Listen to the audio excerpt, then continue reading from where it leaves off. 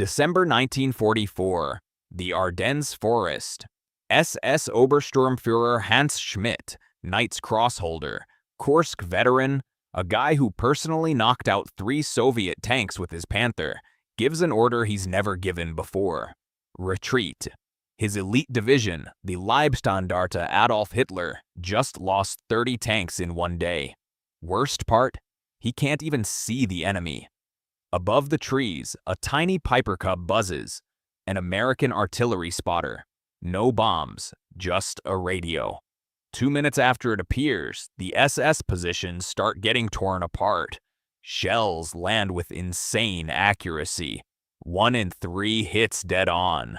Schmidt grabs his mic and yells something that ends up in the after-action report. Those are devils in baggy pants. They're everywhere. We can't stop them. To understand how the Third Reich's elite, soldiers who marched through Poland, France, Greece, and Russia, turned into a fleeing mob under the fists of farmers from Ohio and clerks from New York, we have to go back 4 years, back to Dunkirk. Back to when the German army was still laughing at its enemies. Spring 1940. The British Expeditionary Force in France was one of the most professional armies in the world. Centuries of colonial wars, iron discipline, a huge navy, the resources of an empire. The German generals, fresh from smashing Poland, respected the British, cautiously. But that respect quickly turned into something else. Not fear, confusion, then outright contempt. By late May 1940, the British Army was pinned against the sea at the small port of Dunkirk. German tank wedges, using their new Blitzkrieg playbook, just outflanked the British from the south. 338,000 soldiers, practically the entire British professional army, got evacuated. They left behind everything. Tanks, artillery, trucks. German generals stared at the abandoned beaches and couldn't believe it. Where was the legendary British grit? Where was the discipline Wellington bragged about at Waterloo? The answer is in how these two armies thought. By 1940, the German army followed a doctrine called Auftragstaktik, mission-type tactics. Here's what it means. A battalion commander tells his lieutenant, "Take that hill by morning." How? Your call. That's it. No detailed instructions, no micromanagement. The lieutenant, or even just a sharp NCO, gets huge freedom. He reads the situation himself, picks the route, decides where to use machine guns and where to flank. This system created initiative, speed, and insane flexibility. The British Army was still stuck in the 19th century. Rigid chain of command, orders only from the top, no improvisation. A British lieutenant couldn't shift his platoon 200 meters without a direct order from his colonel. In a fast-moving war where things change every 15 minutes, that delay was deadly. While the British battalion was still waiting for orders to fall back, a German company was already getting behind them. Then there were the tanks. British tanks had great armor. The Matilda, an infantry tank, had frontal armor 78 millimeters thick. The standard German anti-tank gun, the 37 millimeter Pak-36, couldn't penetrate it even point blank. The Germans called that gun the door knocker. When British Matildas counterattacked near Arras in May 1940, they scared the hell out of Rommel's division. German shells bounced off like peas. One Matilda plowed through 2 German defensive lines, and the only thing that could stop it were the heavy 88 millimeter anti-aircraft guns. But the Matilda had another problem. It was slow. Top speed on a road, 24 kilometers per hour. Cross country, half that. This was a tank for trench warfare, for slowly grinding through defenses. Meanwhile, German PZ-3s and PZ-4s could hit 40 kilometers per hour. The Germans didn't duel Matildas head-on. They just drove around them. They pinned the British tanks in one place while they broke through somewhere else. The British tank, for all its great armor, couldn't keep up. And then, radios. Almost every German tank had one. A company commander could run the battle in real time, redirect his vehicles, coordinate attacks. The British had radios only at battalion level. Inside a platoon, signal flags, or, get this, flare guns. Good luck signaling with the flare in the smoke and din of combat. German tank crews fought like a single organism. The British fought like a herd of turtles, each on its own. That's why Dunkirk was a disaster. The British weren't cowards. They were old-school pros trying to fight World War I rules. Rules nobody else followed anymore. The Germans had built a new, mobile, decentralized army, and they were sure this army could beat anyone. After France fell, the German General Staff did a serious analysis. Their conclusion: the British are tough but predictable. You can fight them, surround them, force them to surrender by cutting their supply lines. The British soldier is disciplined and brave, but he's too dependent on orders. He can't handle chaos. The Germans felt their superiority, and when it became clear they'd eventually have to face the Americans, that superiority feeling only got stronger. Because Nazi propaganda painted America exactly how Hitler wanted it. America isn't a warrior nation. It's a country of shopkeepers, stockbrokers, jazz musicians, and Negro boxers. Americans are soft, spoiled by comfort. They can't take hardship. Their army is a rabble of factory workers and farmers playing dress-up in goofy uniforms. In 1942, a German military study delivered a brutal verdict. The American soldier is not a fighter by nature. The U.S. Army is a colossus on feet of clay, without soul or tradition. Hitler himself called America a Jewish Negro state that would collapse at the first real punch. So in late 1942, the first American divisions landed in North Africa. German veterans, shifted over from Russia, looked at them with professional disgust. They'd walked through the hell of Stalingrad and the Caucasus.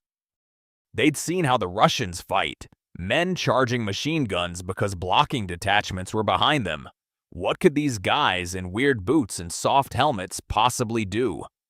The first clash came in Tunisia, February 1943, at the Kasserine Pass. A perfect German battle. Rommel threw his best at the Americans, the 10th Panzer Division and the Leibstandarte. For 3 days, the Americans retreated, dumping gear and ammo. Losses were brutal. Nearly 10,000 dead and wounded, over 4,000 captured, dozens of tanks and hundreds of trucks destroyed. German officers wrote in their diaries, "Americans can't fight at night." They panicked during flank attacks. They relied too much on roads and bridges.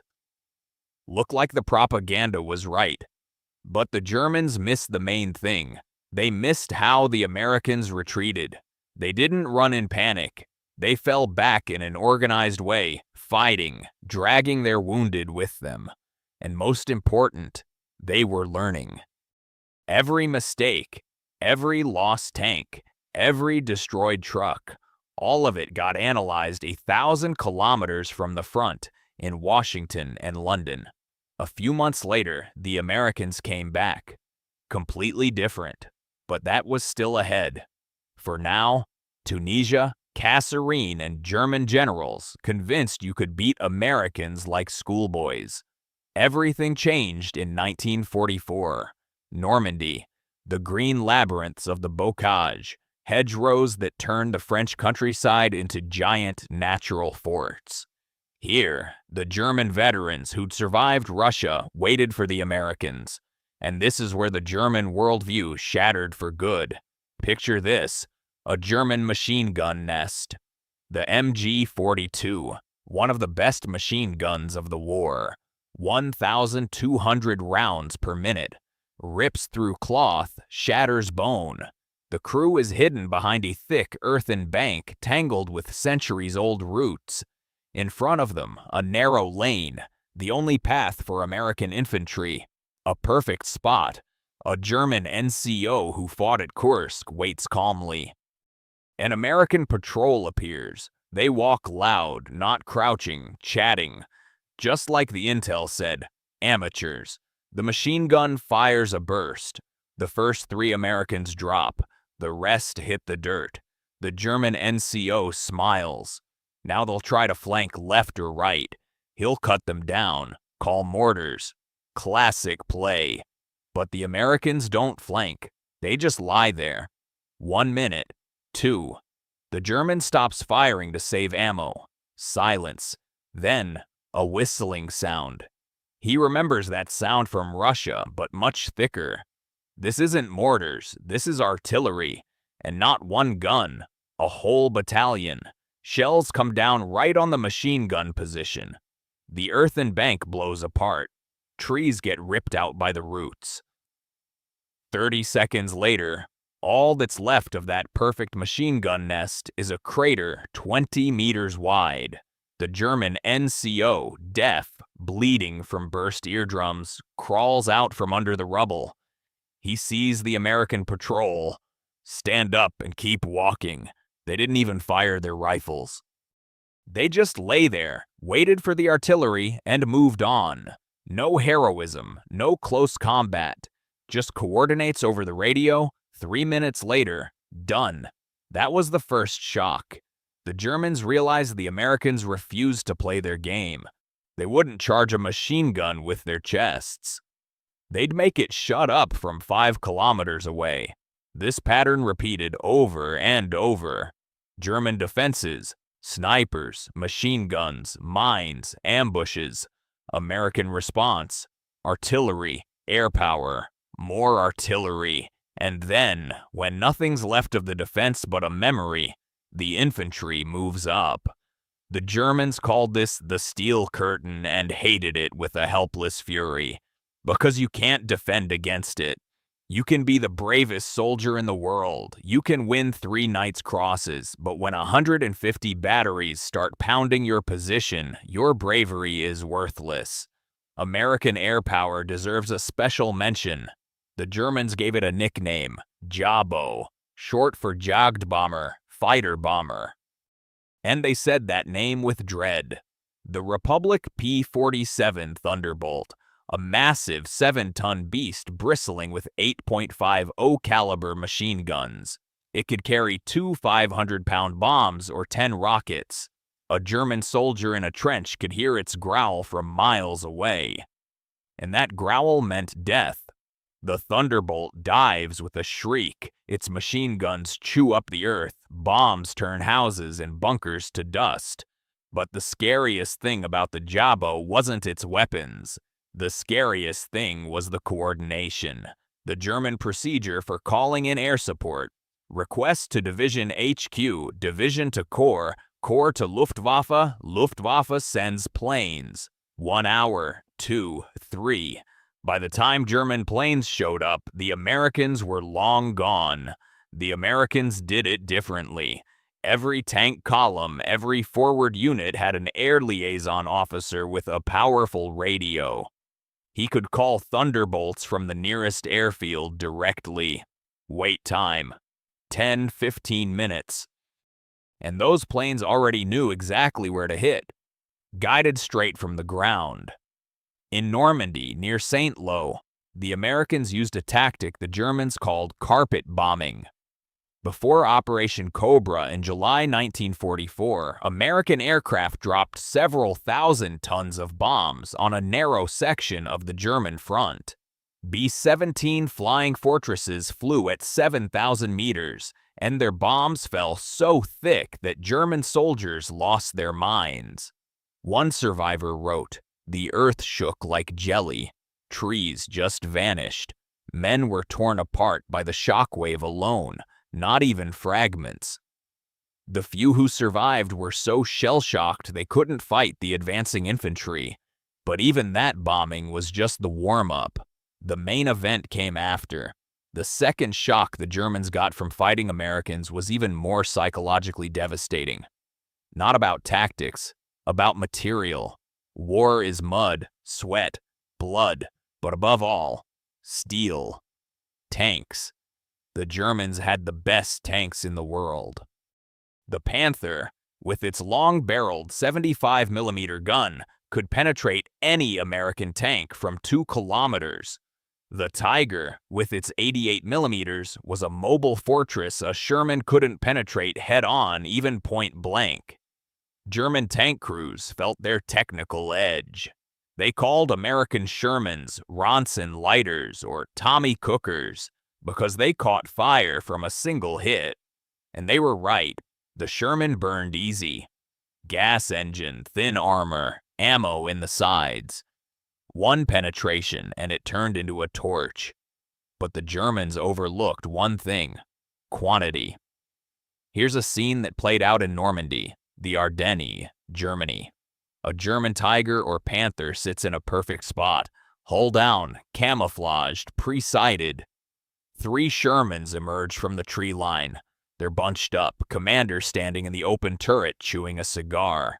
The German gunner waits until they close to a kilometer. Shot. First Sherman bursts into flames. Second shot. Second Sherman freezes with a shattered turret. The third Sherman tries to back up. Too late. Third shot, it's burning too. The German crew celebrates. 3 tanks in a minute. That's skill. The celebration doesn't last. From the same tree line, not 3 but 5 Shermans roll out. They don't try to flank. They don't look for cover. They just keep coming. The German gunner knocks out 2 more, then another, but the Shermans keep coming, and then the Panther runs out of ammo. Combat load, 79 rounds. The Americans don't run out. The Panther commander yells into the radio, "Support, need ammo." Silence. German logistics stretched across thousands of kilometers have been failing for months, and the Panther's fuel tank is almost empty. Fuel that not even Division HQ has. The crew abandons a perfectly good, never-penetrated tank on the side of the road and retreats on foot. This is what the Germans called material superiority, with hate and terror mixed together. They realized they weren't fighting an army. They were fighting an assembly line. In the United States in 1944, the Ford plant in Michigan cranked out 1 Sherman every 40 minutes. 7 factories ran 24/7. In 1943 to 44, the Americans built over 50,000 Shermans. The Germans built about 6,000 Panthers and 1,400 Tigers for the entire war. Every lost Tiger was a catastrophe for Germany. For America, a lost Sherman was just a requisition form. A replacement showed up in 3 days. But it wasn't just tanks. American logistics weren't just good, they were insane by 1940s standards. German soldiers, hungry and ragged, kept finding stuff on abandoned American positions that sent them into culture shock. Rations, standard K-rations. Inside that little cardboard box, a can of processed meat, crackers, processed cheese, instant coffee, 4 cigarettes, matches, a plastic spoon, chewing gum, and a chocolate bar. A German soldier at that time got 300 grams of ersatz sausage, a piece of stale bread, and acorn coffee substitute per day. German officers initially laughed. The Americans fight with comfort. One lieutenant wrote home. They bring refrigerators, silverware, even paper napkins. We, the Führer's soldiers, eat from one pot and sleep in the mud. But over time, the laughter turned into anxiety, then despair, because those rations weren't weakness. They were absolute crushing power. If America can afford to put chocolate and cigarettes, luxury items with no military value, into every single soldier's daily ration. Then its industry is so powerful that those luxuries aren't even special anymore. The American soldier throws away half a can of meat because he's sick of it. The German soldier picks up those cans, licks the grease off the inside, and prays he'll find another one tomorrow. The coffee ritual was especially terrifying. By 1943, real coffee had become a myth for Germans. They drank substitutes made from chicory, acorns, dried carrots. Meanwhile, the American soldier in his foxhole brewed instant coffee, added sugar from his ration, and drank it. Because he wanted coffee. Not because he needed it. Because he wanted it. And that tiny, mundane contrast destroyed German faith in victory more than any lost battle. Because if the enemy on the front line is drinking real coffee, then things are fine back home. And if things are fine back home, you can fight forever. The Germans by late 1944 were fighting on starvation rations not just at the front. Back in Germany, bread rationing had been introduced, and civilians got 1,200 calories a day. That's less than a concentration camp. But the most devastating shock to the German military worldview was the third one. Not about tactics, not about logistics, about how the Americans treated their own soldiers. The German army, heir to the Prussian tradition, always saw the soldier as expendable. Yes, train him, feed him, but at the end of the day he's cannon fodder, meant to die for Führer, people, and fatherland. The German officer was raised to believe that sacrifice was a virtue. The American army operated on the exact opposite principle.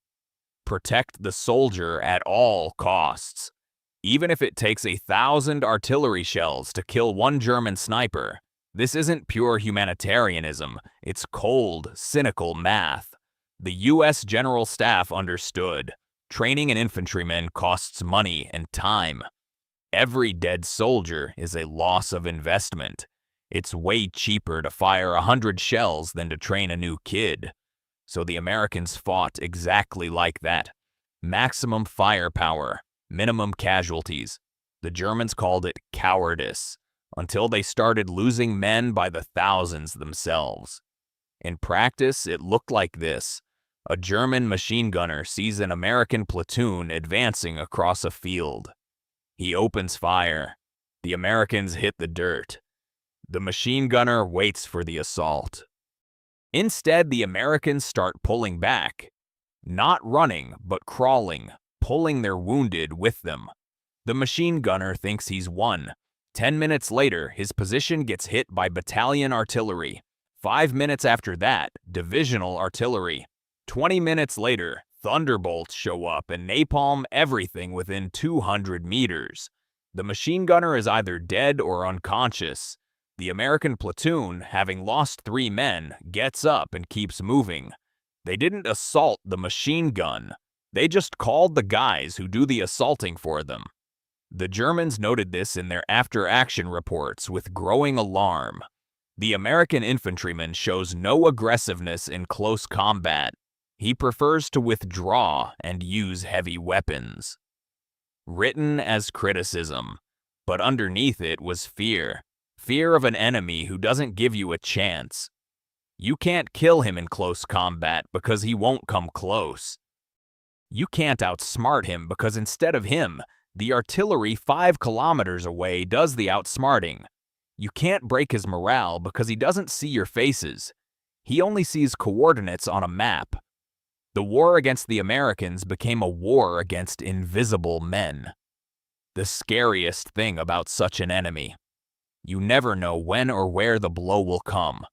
It can come from the forest, from the sky, from beyond the horizon, but it will come, and there's nothing you can do. That's when the nickname was born, Devils in Baggy Pants. Not for cruelty, the Germans themselves were plenty cruel, but for elusiveness.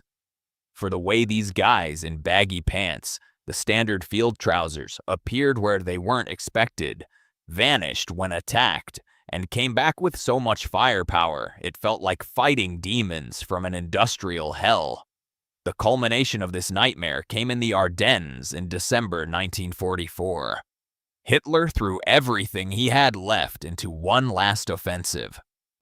20 divisions, nearly 200,000 soldiers, hundreds of tanks, including the brand new King Tigers with 150mm armor.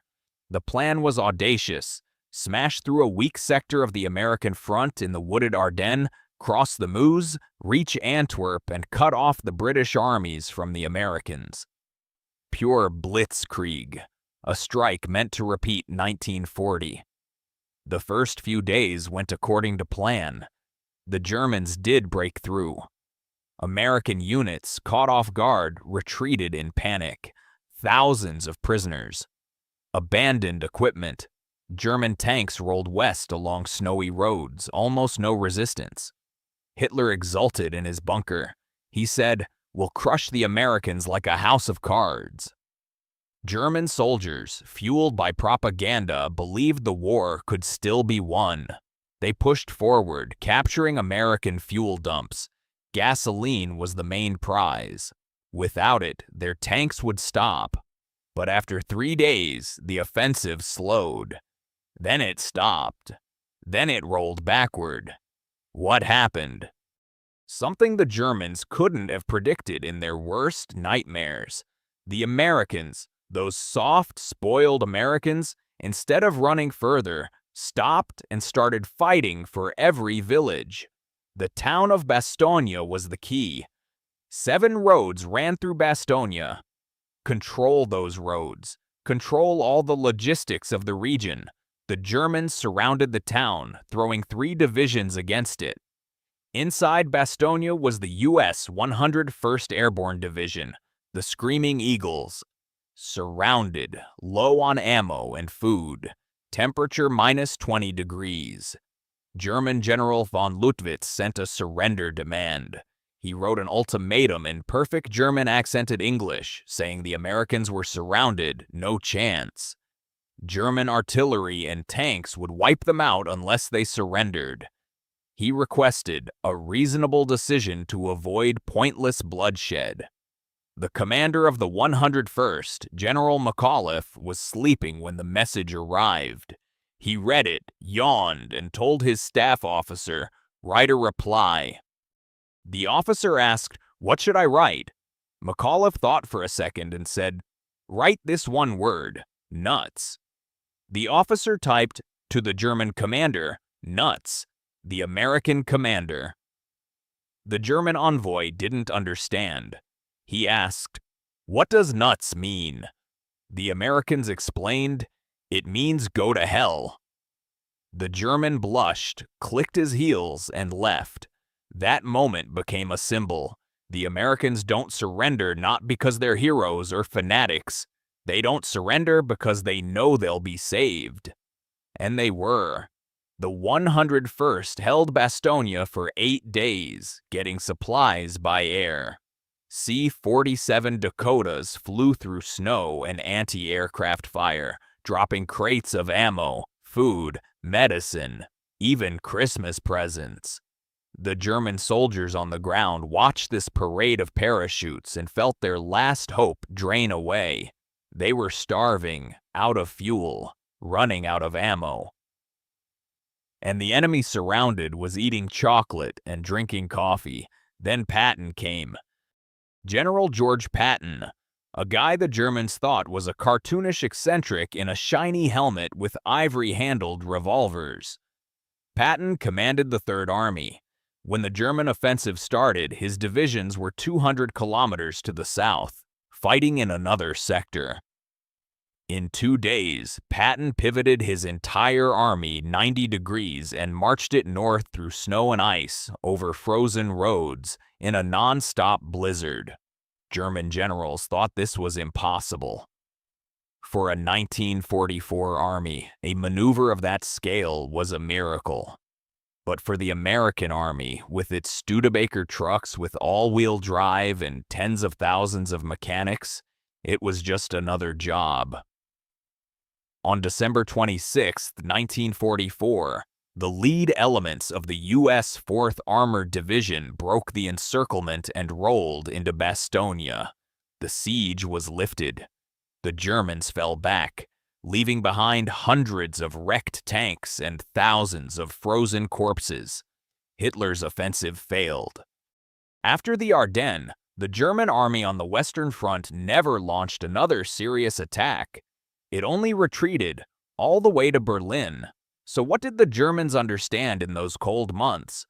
What made the SS elite, veterans of the Eastern Front, run from farmers in baggy pants? 3 things, and these 3 things destroyed their faith in war. First, Americans don't fight by the rules.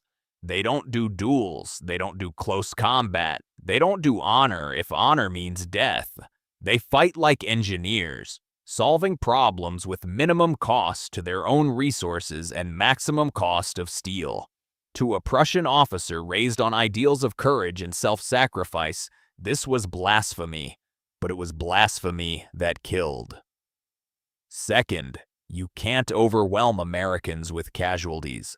The Germans were used to the Eastern Front, where the Red Army lost millions but kept coming. The Americans lost thousands. And that didn't cause panic, it caused rage and a desire to destroy the enemy with even heavier fire. Every American soldier killed cost Germany hundreds and thousands of its own soldiers. Third, and most important, Americans don't believe in the great sacrifice. They believe in logistics. They believe in factories. They believe that wars are won not by heroes, but by butchers, foundry workers, mechanics, truck drivers. The German soldier saw himself as a warrior out of ancient sagas, a descendant of Teutons, defender of the master race. The American soldier saw himself as just a guy doing a job. And that job was to take apart the German war machine. In late January 1945, in the woods near the Belgian border, an American patrol found an abandoned German Tiger tank. The tank sat on the shoulder of a snow-covered road. Its crew had walked away, out of fuel. On the turret, written in chalk in German, "We surrender to the Americans. Please don't hand us over to the Russians." Inside, they found the mechanic driver's diary. The last entry read, "Our mechanics are geniuses. We repair Tigers under rain and bombs. But we can't repair the fact that the Americans have 1,000 Shermans for every one of our Tigers. We didn't lose the battle. We lost the statistics." That entry sums up what the Germans called mechanical terror. Not fear of a specific weapon, fear of a system that produces that weapon in quantities that defy all military logic. Fighting Americans was scary not because they were better trained or braver. They were often worse trained and less brave as individuals.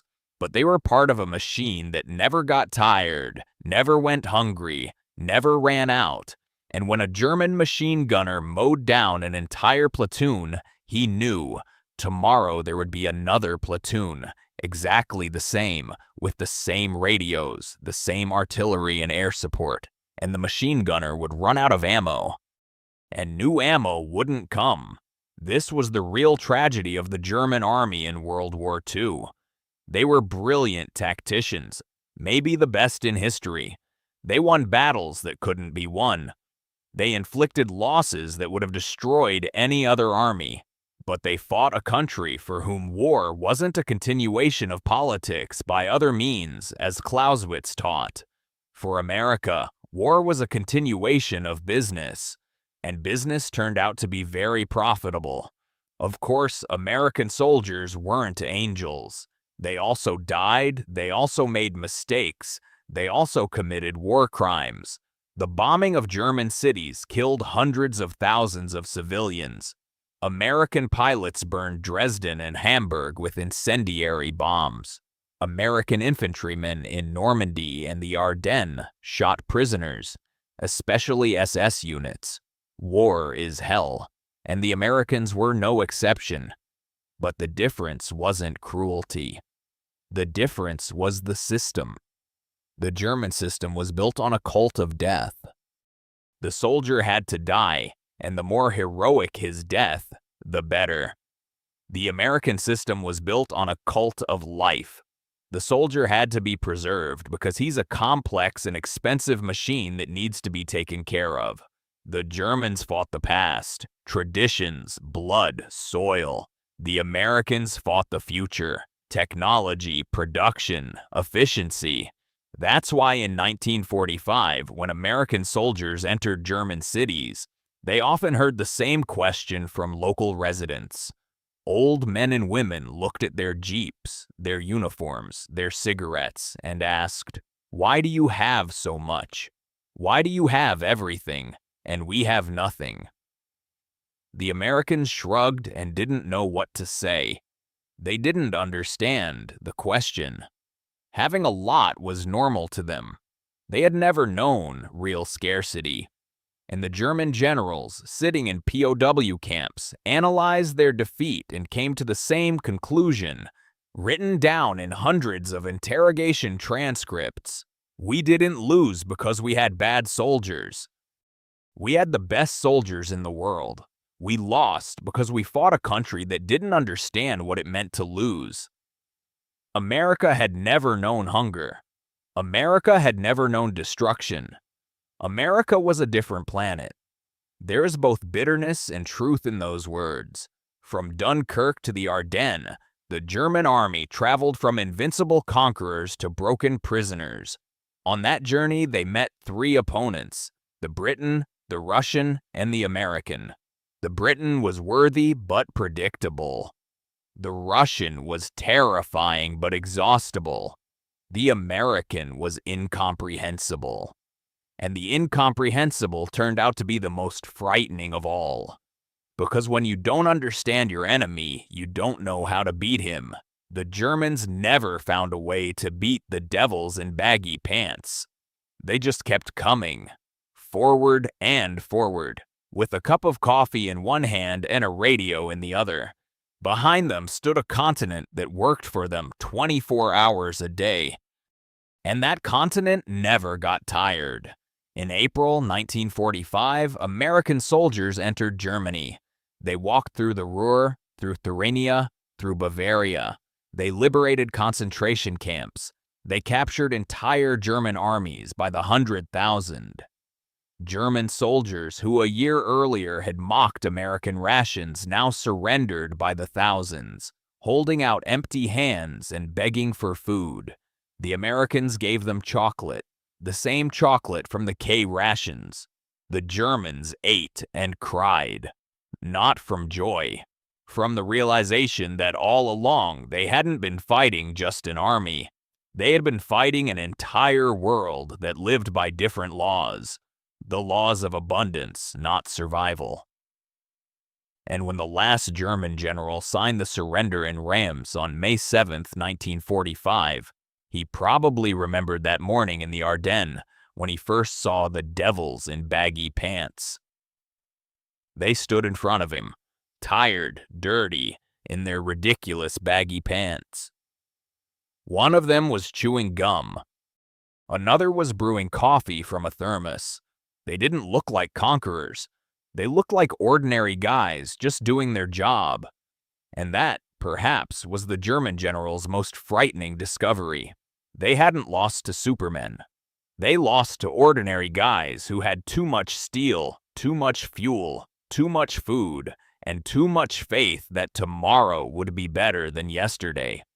That's the real lesson of World War II, not the one they teach in schools about battles and strategies, but the one the German soldiers learned in a snowy forest, staring at an abandoned American chocolate box.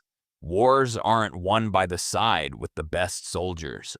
Wars are won by the side that can afford to feed its soldiers chocolate and not go broke doing it. That's why the SS elite ran from the American infantry, not because that infantry was braver, but because behind every American infantryman stood a factory, and behind that factory stood a country that knew how to turn steel and bread into victory. A country the Germans could never understand. the country of the devils in baggy pants.